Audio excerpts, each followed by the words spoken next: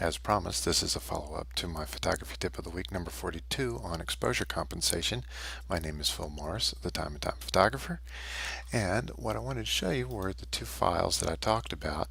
The one on the left here had no exposure compensation. The one on the right had two stops of negative exposure compensation. And what we want to do is we want to white balance these. Now the one on the right looks a lot darker, but that's not the issue right here. And now we're going to open these up using Bridge, and I'm going to open them up into Camera Raw. Now you might think that white balance is as simple as just grabbing this little white balance eyedropper tool here and clicking on it, and it kind of does a little bit between the two, but it's not really doing a lot. Let's go back to the one without exposure compensation, and really the white balance here, we either want to pick daylight or cloudy because this is early morning. And I kind of like them both. Daylight's a little bit on the brighter side, so what I'm going to do is I'm going to pick the one that's been exposure compensated, and I am going to pick daylight, just like the last one. Doesn't look like very much happened there. Now, in order to see what the exposure compensation did, I'm going to take the exposure here and I'm going to raise it up by 2 stops. And there we are at 2 stops.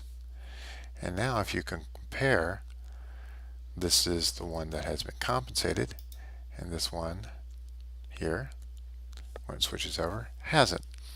Now, as you flip back and forth between these, compensated, not compensated, the one that's not compensated, you can see the trees are really washed out.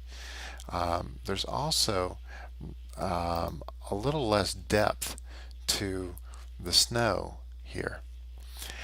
And this is one of the reasons why I really like doing exposure compensation for such a really bright white scene. And of course we've got the sun up here, and it's very bright. Now if you remember, this sky looked a lot darker and a lot more dramatic in the original before we boosted the exposure up. So what I want to do is I'm going to grab this gradient tool here, and I'm going to start up the top, and I'm going to pull down.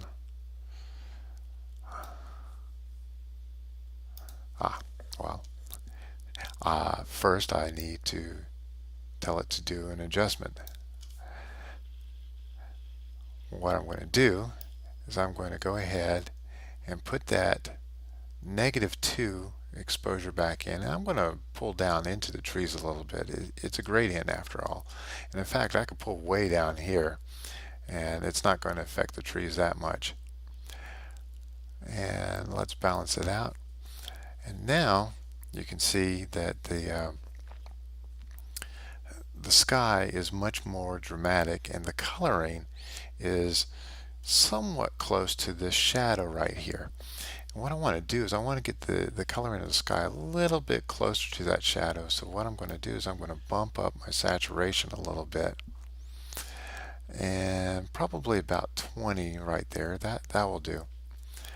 Now, one other thing that I might want to do to this image is, since this is cold outside, there's not a lot of depth to the trees, I'm going to do a new filter here, and I am going to leave the exposure at 0, but I'm going to boost my saturation all the way up. And I'm going to take this brush right here, and I'm just going to paint in this area right here. I'm set to auto mask, and it's not a lot, but it is just enough that there's a subtle difference, and we'll wait for it to catch up with us.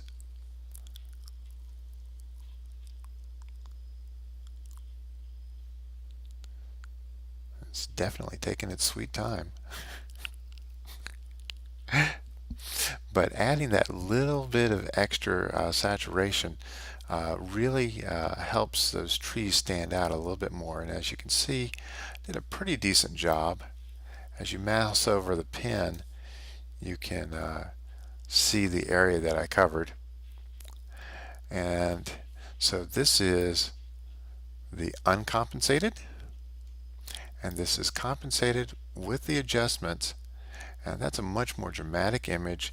I've got a lot more depth to the snow, to the sky, and all around much better.